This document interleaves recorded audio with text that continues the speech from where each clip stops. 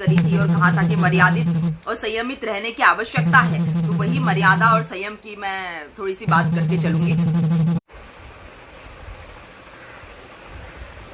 तो जैसे कि हॉस्पिटल्स की अगर हम बात करें तो मोदी जी ने कहा था कि 5 लाख रुपए जो है इलाज के लिए मुफ्त दिए जाएंगे। तो मैं आपको मोदी जी से बिहार में आके मोदी जी ने बताया, तो मैं बताना चाहूंगी कि जब बिहार में हॉस्पिटल्स ही नहीं हैं तो 5 लाख करोड़ रुपए आप किस तरह से इलाज की सुविधा देंगे, किसको देंगे? कोरोना पेशेंट्स को देंगे, नॉन कोरोना पेशेंट्स को देंगे, किसको देंगे? प्राइवेट हॉस्पिटल्स को देंगे या पब्लिक हॉस्पिटल्स को देंगे, किसको देंगे? उसकी भी ऐड थोड़ी बहुत आप मन की बात में कर दीजिए, क्योंकि आपको मैं बता दूं कि मन की बात में सिर्फ प्राइवेट एप्स को प्रमोट कर रहे हैं मोदी जी, सिर्फ प्राइवेट एड्स को प्रमोट कर रहे हैं, प्राइवेट एप्लीकेशंस को प्रमोट कर रहे हैं। मतलब इनकी जो मन की बात है ये एक प्रमोशनल टाइप का वीडियो हो गया है आज की डेट में। मन की बात जो है पूरी तरह से प्रमोशनल भाषण हो गए आजकल, उसमें देश से कोई लेना देना नहीं होता। चीन में क्या हो रहा है, मोदी जी को कोई लेना देना नहीं। चीन यहाँ पर आकर हमारे यहाँ पर सीमा में बैठा है, मोदी जी को कोई लेना देना नहीं है। बीजेपी की सरकार जो बुरी तरह फेल हो गई है, नीतीश कुमार को लोग चप्पलें मार रहे हैं, मोदी जी को कोई लेना देना नहीं है।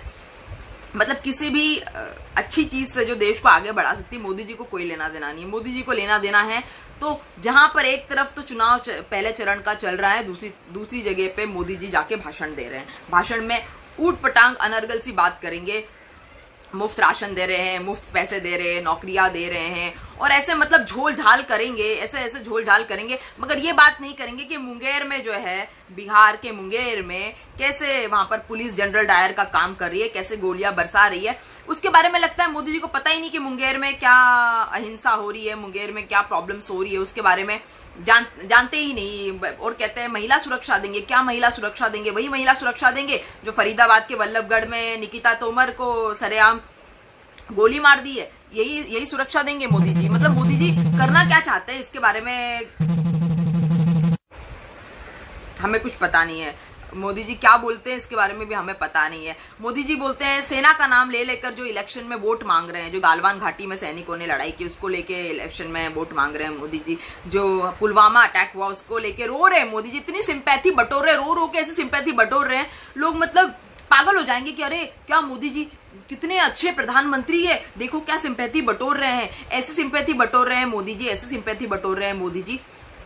मतलब मैं क्या बताऊं आपको। और लेकिन आप ये देखेंगे, एक तरफ तो मोदी जी रो के सिंपैथी बटोर रहे हैं पुलवामा के नाम पे और गालवान घाटी के नाम पे, कश्मीर के नाम पे, 370 की बहाली के नाम पे जो वोट बटोरने का काम करे। दूसरी तरफ सैनिक खुद अपना वीडियो जारी कर रहे हैं, सैनिक खुद बता रहे हैं कि उनको किस तरह का खाना खाने के लिए मिलता है, सैनिक खुद बता रहे हैं कि उनको किस तरह से नॉन बुलेट प्रूफ जो है ट्रक्स मिल रहे हैं, नॉन बुलेट प्रूफ उनकी कॉस्ट्यूम्स है, उनके जो भी वो उनकी वर्दी पहनते हैं सैनिक बताते हैं। और ये खुद जो है 8700 करोड़ मतलब 8700 करोड़ के प्लेन में घूमते हैं, इनकी सारी गाड़ियां बुलेट प्रूफ है। तो सैनिकों को भी बड़ी परेशानी है मोदी जी से। मोदी जी इस बारे में बिल्कुल इग्नोरेंट, सीधे साधे भोले भाले बने हुए, मोदी जी को पता ही नहीं कि सैनिकों की प्रॉब्लम क्या है। तो ये सारी चीजें जो है बिहार का जंगल राज, फिर बोलते हैं कि बिहार के जंगल राज को दूर करना है, जंगल राज को दूर करना है। मोदी जी बार बार भूल जाते हैं कि बिहार में एनडीए की सरकार है पिछले 15 सालों से, बिहार में एनडीए की सरकार है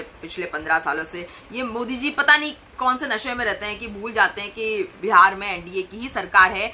नीतीश कुमार जो है वो एनडीए के ही चीफ मिनिस्टर है और उसी के बारे में जो 1.5 साल तक डिप्टी सीएम रहे तेजस्वी यादव, उनको जंगल राज के युवराज कह डाला क्योंकि वो सीएम कैंडिडेट है। तो अगर उनको जंगल राज के युवराज कह देते हैं और राहुल गांधी को न जाने क्या क्या कह देते हैं, ऐसे में कौन विश्वास करेगा मोदी जी के भाषणों पे, जो अपने ही डिप्टी सीएम को, जो कभी डिप्टी सीएम उनकी सरकार में थे, उनको ही जंगल राज के युवराज कह देते हैं और तरह तरह की बातें करते रहते हैं कि मतलब हम जो वादा करते हुए निभाते हैं। तो क्या मोदी जी एक एग्जाम्पल दे सकते थे कि आपने कौन सा वादा किया और कौन सा वादा निभाया?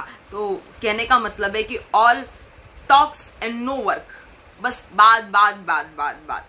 मोदी जी मैं आपको बता दूं कि हम जनता बहुत थक चुकी है, पक चुकी है, परेशान हो गई है, इतनी ज्यादा सिरदर्दी होती है, इतनी ज्यादा सिरदर्दी होती है आपके भाषणों को सुन सुनकर। आप जो मनी मन में कुछ ना कुछ बोलते जाते हैं, ऐसा लगता है कि जितने आपको डिसलाइक्स आ रहे हैं वो भी बहुत सारे लोगों का टाइम बर्बाद करके आपको डिसलाइक्स आ रहे हैं। आपको मन की बात कहने का कोई अधिकार नहीं है, आपको मन की बात करने का कोई मतलब नहीं है। आप लोगों का टाइम पास करने के लिए मन की बात पे मत आइए। अगर आपको बात करनी है तो बेरोजगारी क्यों है हमारे देश में, उस पर बात कीजिए। शिक्षा हमारे देश में कब टेक्नोलॉजी बेस्ड बनेगी, हमारे यहाँ पे तकनीकी प्रशिक्षण कैसे होगा, हमारे देश में भुखमरी कैसे दूर होगी, हमारे देश के मजदूरों को कैसे दिहाड़ी उनकी मिलेगी। इस तरह की आप कोई बात करें तो आप करिए, वरना ये फालतू की बातें आप करना बंद कर दीजिए। मोदी जी, आप बहुत फालतू की बात करते हैं, ऐसे में हम लोगों का बहुत टाइम बर्बाद होता है। एक तरफ तो बिहार में इलेक्शन चल रहे हैं, दूसरी तरफ इनके नए नए प्रोग्राम्स चालू हो जाते हैं। जहां भी इलेक्शन होते हैं, जब भी इलेक्शन होते हैं, मोदी जी के नए नए प्रोग्राम, मतलब जिनको बोलते हैं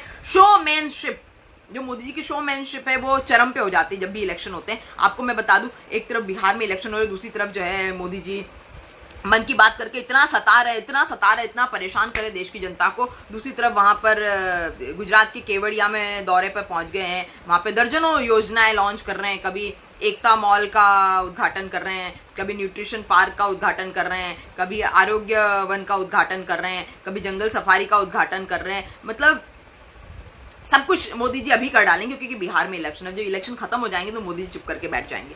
तो ये जो स्टाइल है मोदी जी का, ये शोमैनशिप का स्टाइल है। मतलब राज कपूर से बड़े शोमैनशिप पॉलिटिक्स के मोदी जी कहे जा सकते हैं। तो इस तरह की हरकतें ये लोग करते रहेंगे। आपको इंप्रेस होने की जरूरत नहीं। इनके चुनावी जो एजेंडे हैं, इसमें फ्री वैक्सीन देकर ये जो जुमले दे रहे हैं, आपको कोई फ्री वैक्सीन मिलेगी नहीं। क्योंकि जब प्याज और लहसुन महंगे हो जाते हैं तो इनकी वित्त मंत्री कहती है कि मैं प्याज नहीं खाता जी, मैं लहसुन नहीं खाता है। जब वैक्सीन आएगी, वैक्सीन इतनी महंगी होगी कि निर्मला सीतारमण, मोदी जी दोनों कहेंगे कि मैं वैक्सीन नहीं लगाता, मैं वैक्सीन नहीं लगाता। मैं किसी पार्टी की बुराई नहीं कर रही हूँ, लेकिन हाँ, सिर्फ बातें करते रहने से एक कहीं सेंस ऑफ इरिटेशन जरूर पैदा होता है कि ये जो बीजेपी के नेता है, ये सिर्फ बातें और बातें ही करते रहते हैं। मुंगेर में जिस तरह से दुर्गा विसर्जन करने वाले भक्तों पर गोलियां चलाई गई, डेलिबरेटली जिस तरह से भक्तों को परेशान किया गया, अहिंसा का परिचय दिया गया, अंग्रेजों के राज्य से कम नहीं था। मतलब जहां पर एनडीए की सरकार है वहां पर अंग्रेज राज्य चल रहा है। आपकी शिक्षा में अंग्रेज राज्य चल रहा है, आपके रोजगार में अंग्रेज राज्य चल रहा है, आपको एक्सप्लॉइट किया जा रहा है। संविदा शिक्षक संविदा भर्ती करके आपको रोजगार नहीं दिया जा रहा है। आपके रोजगार जीएसटी जैसा गब्बर सिंह टैक्स लगाकर आपका रोजगार छीन लिया गया है। बिजनेसमैन को ऐसे ट्रीट किया जाता है जैसे हमारे देश के बिजनेसमैन जो है वो कोई चोर उचक्के हो और जीएसटी लगाएंगे तभी वो टैक्स देंगे। हमारा देश जो है 70 सालों से चल रहा था, मोदी जी के जीएसटी लगाने से कोई फर्क नहीं पड़ता। नोटबंदी कर दी, पता नहीं कितने लोगों की जानें चली गई, कोई काला धन आया नहीं है। ये क्या करते रहते हैं, खुद की मन की करते रहते हैं, खुद की हाँकते रहते हैं, खुद की बकरियां हाँक रहे हैं, खुद की गायें हाँक रहे हैं, पता नहीं क्या क्या कर रहे हैं ये। इनका तो भगवान भी ऊपर से आ जाए तो ना देश में नौकरियां आ सकती है, भगवान भी ऊपर से आ जाए तो ना देश में भुखमरी जा सकती, भगवान भी ऊपर से आ जाए तो देश में साक्षरता नहीं आ सकती। क्योंकि जो लोग सिर्फ बात करते हैं वो लोग सिर्फ बात करते हैं, कुछ नहीं करते। वहीं दूसरी तरफ तेजस्वी यादव जो कि युवा है, युवा होने के साथ साथ उन्होंने काफी अच्छी बातें करी कि 10 लाख नौकरियां दूंगा। उन्होंने कहा मैं भी 1-2 करोड़ नौकरियां बोल सकता था, एक तंज कसते हुए मोदी जी की तरफ। उन्होंने कहा लेकिन मैं देना चाहता हूं, मैं वादा जो किया वो निभाना चाहता हूं। मोदी जी कहते हैं वादा निभाते हैं, लेकिन कौन सा वादा निभाते हैं ये वो इंडिकेट नहीं करते, ये वो डिनोट नहीं करते कि उन्होंने कौन सा वादा निभाया है। उसके बावजूद फिर वो ट्रैक रिकॉर्ड जो है बीजेपी का बहुत बुरा है। वो जो मतलब काम जो एक बार बोल देते हैं कि हम ये करेंगे नौकरियों का काम, तो बार बार उसी को रिपीट करते रहते हैं। और जब इलेक्शन चला जाता है, जैसे अब इलेक्शन चला जाएगा, तो मोदी जी ना रोजगार को याद करेंगे, मोदी जी ने सरदार वल्लभ भाई पटेल को याद करेंगे, ना मोदी जी बापू की तारीफ करेंगे, गांधी बापू की तारीफ करना बंद कर देंगे और याद तक नहीं करेंगे कि इन्होंने इस तरह की कोई बात की थी। फिर जब अगला इलेक्शन आएगा फिर से सारी चीजें याद आ जाएगी मोदी जी को, स्मृति ईरानी जी को सारी चीजें याद आ जाएगी, सिंधिया को सारी चीजें याद आ जाएगी, इनके सारे मंत्रियों को सारी चीज, संबित पात्रा जो है यही बातें करने लगेंगे। 5 ट्रिलियन की इकोनॉमी अभी फिर से बनाने वाले हैं, पुलवामा फिर से याद आ जाएगा, गालवान घाटी फिर से याद आ जाएगी। और जब ये इलेक्शन चले जाते हैं तो सब पूरा जो भी हलवा है ये पता नहीं कहीं गटक के रख लेते हैं। फिर वो जब अगला इलेक्शन आता है तो ये फिर से नई नई पुड़ियाएं इनकी निकलती रहती है। बहुत मतलब दिमाग एक तरह से सुन्न पड़ चुका है इनकी बातें सुन सुन के। अगर आप अंधभक्त हैं और आप भी इनकी बातें सुनने में इंटरेस्टेड है तो मुझे कमेंट सेक्शन में लिखिए कि आप इनकी बातें सुनने में क्यों इंटरेस्टेड है और क्यों इनकी बातें इतनी ज्यादा अट्रैक्ट करती है पब्लिक को। मैं जानना चाहूंगी कि फ्री वैक्सीन आपको कैसे मिल सकती है। मतलब क्या बीजेपी के पास इतने पैसे हैं? नीतीश कुमार जी कहते हैं, एनडीए के जो नेता है कहते हैं, एनडीए के जो सीएम है अभी बिहार में कहते हैं हमारे पास पैसे नहीं है, हमारे पास पैसे नहीं है। तो इनके पास पैसे कहां से आएंगे कि फ्री वैक्सीन लगाएंगे? ये आप मुझे अगर जानते हो तो कमेंट सेक्शन में लिख के दे दीजिए। मुझे लगता है ये भी आपको एक झुंझुना टिका रहे हैं इलेक्शन की वजह से। हालांकि मैं कमेंट्स नहीं करना चाह रही थी पर्सनल, लेकिन इतना ज्यादा जो इन्होंने बोल दिया है मोदी जी ने, तो थोड़ा सा उसको डाइसेक्शन करना पड़ रहा है मुझे। और मुझे खुशी है कि मैं इस तरह का डाइसेक्शन कर पा रही हूँ, इतनी ज्यादा आपको बता पा रही हूँ चीजें। और ऐसा लगता है कि मोदी जी जो रामविलास पासवान और की तारीफ कर रहे हैं, चिराग पासवान को जिस तरह का सपोर्ट कर रहे हैं बिहार में, लगता है कि वो जुलाई 2013 में, जो 16 जुलाई 2013 में नीतीश कुमार जी ने मोदी जी की वजह से एनडीए छोड़ दिया था, उनका बदला लेने के लिए मोदी जी तैयार बैठे हुए हैं। मोदी जी पूरी तरह से तैयार बैठे हैं और अपने प्रॉमिसेस जो है वो जो खुद के साथ में कर लेते हैं और दोस्तों का दोस्त और दुश्मनों के दुश्मन पूरी तरह से साबित होते हैं। लगता है इस बार नीतीश कुमार का दुश्मन बनने के लिए मोदी जी पूरी तरह से तैनात है, बिल्कुल अपने पूरा गियर अप हो चुके हैं, अपने पूरे क्या कह सकते हैं तल्लीनता से वो भगा कर नीतीश कुमार जी को चिराग पासवान या किसी बड़े नेता को लाने वाले हैं अगर एनडीए जीतती है तो देखेंगे आगे क्या होता है। मैंने आपको बिहार इलेक्शंस पे बहुत ज़्यादा वीडियोस, एक्सटेंसिव कवरेज मैंने अपने वीडियोस में की है। आप मेरा यूट्यूब चैनल भी सब्सक्राइब कर सकते हैं जिसका नाम है परी टॉक्स टू देश की जनता, जिसमें आप सब्सक्रिप्शन बटन को दबा के बेल आइकन को जरूर क्लिक कर दीजिए, जिससे जैसे भी वीडियो डलते रहते हैं आपके पास फौरन नोटिफिकेशन आ जाए और आप फौरन उसको देख सकें। अपने फ्रेंड्स और फैमिलीज को भी सजेस्ट कीजिए जिससे हम एक बुद्धिजीवी समाज का निर्माण कर पाए। फिर तेजस्वी यादव ने कहा कि नई उद्योग नीति लाएंगे, नई व्यापारिक सुरक्षा के दस्ते का गठन किया जाएगा। जो बीजेपी इस तरह की फालतू बातें नहीं करती। बीजेपी को कोई मतलब नहीं है कि व्यापारी गठन आएगा, कि किसानों का कर्जा माफ होगा कि नहीं माफ होगा, व्यापारियों को सुविधा मिल रही है कि नहीं मिल रही है, व्यापारी व्यापार कर पा रहे हैं कि नहीं कर पा रहे, उद्योग नीति कोई बन रही है कि नहीं बन रही है। सारी उद्योग नीति जो है मोदी सरकार की, वो सारे बड़े बड़े उद्योगपतियों के लिए सारी नीतियां होती है। तो ये जो है वेलफेयर की बात किसी की नहीं करते, चाहे शिक्षक हो चाहे कोई भी हो, किसी की भी वेलफेयर की बात ये लोग नहीं करते हैं। ये सिर्फ अपने खुद के वेलफेयर की बात करते हैं। युवाओं को कहते हैं आप फॉर्म भर के पैसा फॉर्म भरने के लिए ऑफकोर्स पैसा लगता है, नौकरी के लिए अप्लाई तो कीजिए, लेकिन पीछे से चला के कोई नेता या किसी ऑफिसर